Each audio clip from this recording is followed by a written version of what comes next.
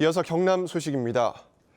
창원 39사단터의 오염이 심각한데도 창원시가 아파트 분양을 승인해서 논란이 되고 있는 가운데 39사단 이전 과정에서도 창원시가 각종 규정을 어기고 예산을 낭비한 것으로 경상남도 감사 결과 드러났습니다. 보도에 김현수 기자입니다.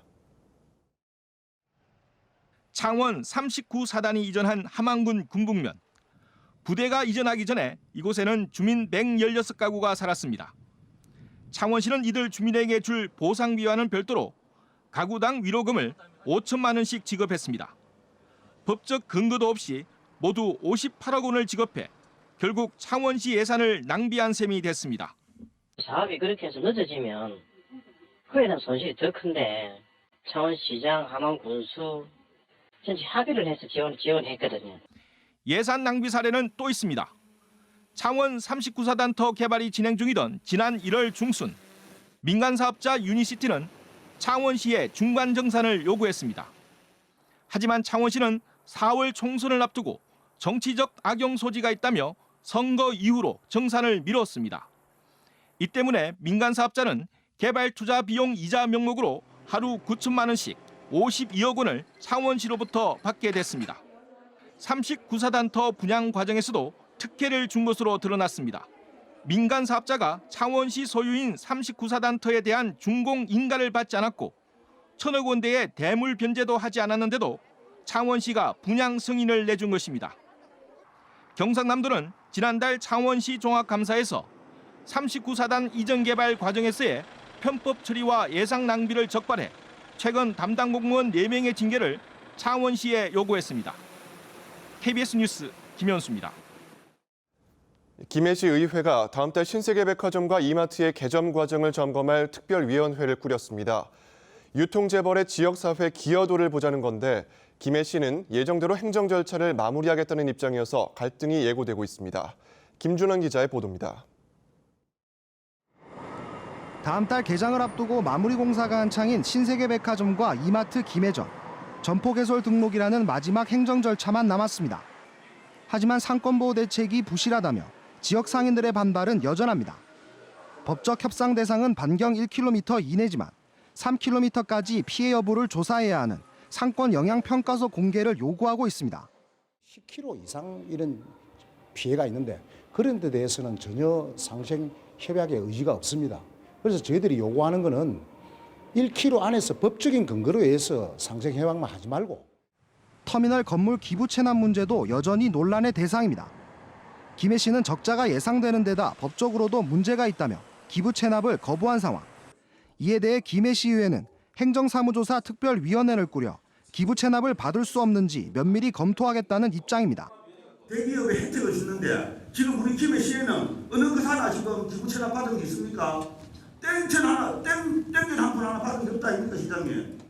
하지만 김해시는 예정대로 개점을 강행하겠다는 입장입니다. 김해시 유통상식발전협의회는 우리 생긴 절차이기 때문에 이거는 이거대로 추진을 할 겁니다. 1270명 중에서 한 81%가 우리 지역민들인데 그분들의 일자리 문제도. 김해시의회와 지역상인들은 검토를 마칠 때까지 개점 연기를 요구하고 있어 김해시와의 마찰이 예상됩니다. KBS 뉴스 김준원입니다. 어제 낮 12시 10분쯤 함안군 칠원읍의 한 국도에서 61살 권모 씨가 운전하던 승용차가 정차해 있던 차량을 들이받으면서 3중 추돌 사고가 일어났습니다. 경찰은 플라스틱 임시 중앙분리대가 차선을 넘어 침범해 있는 것을 본 차량들이 급하게 멈춰서다가 사고가 난 것으로 보고 있습니다. 어제 낮 2시쯤 창녕군 창녕읍의 한 저수지 근처 도로에서 38살 A씨가 몰던 승용차가 가로수와 보호난간을 들이받은 뒤 저수지에 빠져 A씨가 숨졌습니다. 경찰은 크게 굽은 도로에서 방향을 바꾸지 못하고 사고가 난 것으로 보고 정확한 사고 경위를 조사하고 있습니다.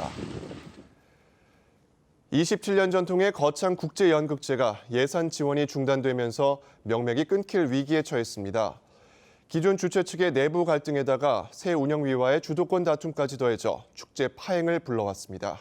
보도에 김소영 기자입니다. 세계 11개국 50개 극단이 참가하는 거창국제연극제. 매년 20만 명의 관람객이 찾으며 성공한 야외 공연 예술축제로 자리 잡았습니다. 하지만 올해는 거창군이 예산 8억 원을 투입하지 않기로 했습니다. 동일 기간에 2개가 이루어진다는 것은 아마 전국적으로 이런 부분은 거창군의 이미지가 크게 훼손될 것이다. 사태는 초창기부터 행사를 주최해온 거창연극제 육성진흥회의 극심한 내부 갈등에서 시작됐습니다. 지난 몇 년간 진흥회의 재정 투명성 의혹이 수차례 제기되고 구성원 간 고소고발이 난무했습니다. 이 과정에서 대학연극제가 2개로 분리돼 열리는 파행을 겪고 축제 등급도 크게 하락했습니다. 결국 지난해 말 거창군 의회가 연극제를 군이 직접 시행하라며 예산을 조건부 승인했습니다. 거창군이 연극제 준비에 들어갔지만 갈등은 계속됐습니다. 진흥회가 거창군의 운영위원 구성에 문제를 제기하며 연극제의 독자 개최를 추진한 것. 진흥회 측 인사를 운영위에 영입하자는 제안이 나왔지만 협상은 끝내 결렬됐습니다. 6명을 고집을 하고 우리 쪽에서 양보를 하라고 그러고 대화가 안 되는 거예요. 진흥회가 연극제를 독자적으로 연다고 해도 행사 비용의 80%를 차지하던 지원 예산이 사라져 파행은 불가피할 것으로 보입니다. KBS 뉴스 김소영입니다. 조선과 해운 경기가 최악의 불황을 겪고 있는 가운데 부산에 본사를 둔 조선 해운 관련 회사의 10% 정도가 정상 경영이 어려운 자본 잠식 상태인 것으로 드러났습니다. 나머지 다른 기업들도 부채 비율이 심각해 경영이 어려운 것은 마찬가지였습니다. 보도에 공웅조 기자입니다. 부산의 한 외항 해운업체입니다. 지난해 기준 이 회사의 자본 총액은 5,100만 원인데 빚은 400억 원이 넘습니다. 해운업은 기업의 자산 대비 부채 비율이 400%를 넘으면 위험 기업으로 분류되는데 이 업체는 7만 8,000%나 됩니다. 사망 자체가 워낙 금액이 비싸지 않습니까? 워낙 비싸고 그걸 갖다가 배를 가지고 할 수는 없어요 저희가. 그러면 수수료가 좀 많이 받아야 되는 상황이거든요. KBS가 부산의 해운 조선 관련 주식회사 126곳에 지난해 경영 실적을 분석한 결과 10%인 12곳은 적자폭이 커서 잉여금과 자본금까지 소진된 자본 잠식 상태였습니다. 나머지 업체 중에서도 부채 비율이 400%를 넘는 위험 기업은 전체의 33%인 37개 업체에 달했고 1000%를 넘는 곳도 15개 업체나 됐습니다. 지난해 38곳의 업체가 적자를 냈는데 올해는 사정이 더 어려울 것으로 예상됩니다.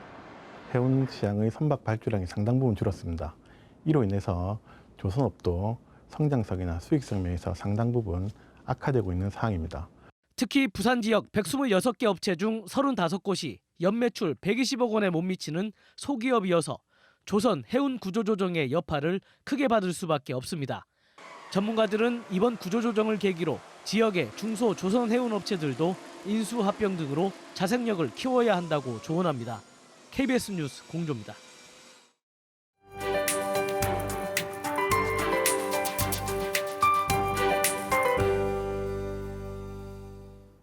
비구름이 완전히 물러나진 못했습니다. 산발적으로 빗방울이 떨어지는 곳이 있는데요. 아침 중엔 대부분 그치겠고 맑은 하늘이 드러나겠습니다. 기온도 오름세를 보이면서 어제보다는 한층 더 포근해지겠습니다. 부처님 오신 날인 토요일까지 예년 기온을 웃돌겠고 일요일은 전국에 비 예보가 들어와 있습니다. 이 비는 월요일 오전까지 이어지겠습니다. 오늘은 고기압의 영향을 받고 있습니다. 현재 동쪽 지역을 중심으로 구름량이 가득한 모습이고요. 곳곳에 안개도 자욱합니다. 출근길엔 교통안전에 신경 쓰셔야겠습니다. 현재 기온 살펴보면 창원 12도, 의령은 11도를 가리키면서 어제 같은 시각보다 2, 3도가량 낮게 출발합니다. 조금은 서늘하게 느껴지는 점 염두에 두셔야겠고요. 한낮에는 김해 21도, 내륙은 24도까지 올라 예년 수준을 회복하겠습니다. 서부 지역도 아침과 낮의 기온차가 크게 벌어지는 점 주의하셔야겠습니다. 현재 진주 12도, 거창은 11도를 가리키고 있는데요. 낮 기온은 10도 이상 올라 사천 23도, 하동은 24도로 어제보다 5, 6도가량 높겠습니다. 해상에는 풍랑특보가 내려졌습니다. 물결은 최고 4m까지 먼바다에서 높게 일겠습니다. 기상정보였습니다. 함안군이 맞춤형 공공보건 서비스를 제공하기 위해 32억 원을 들여 7원읍의 건강생활지원센터를 착공했습니다.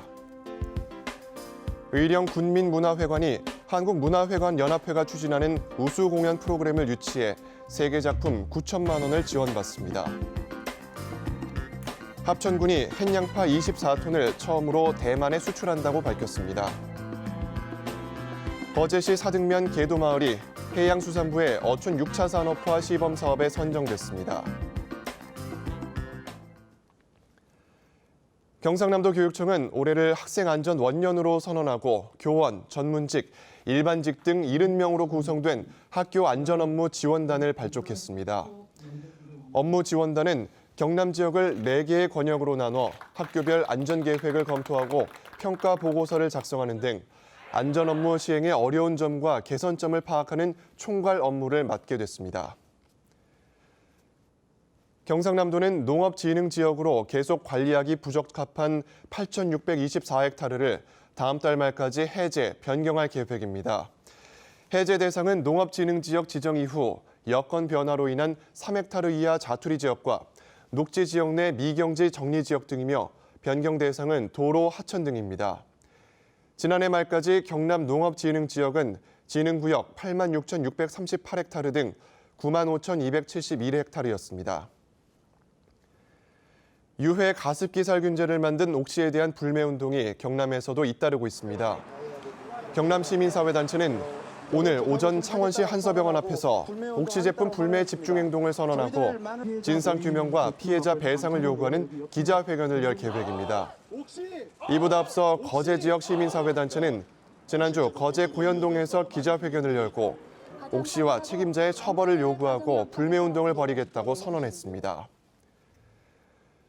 KBS 뉴스를 마칩니다. 고맙습니다.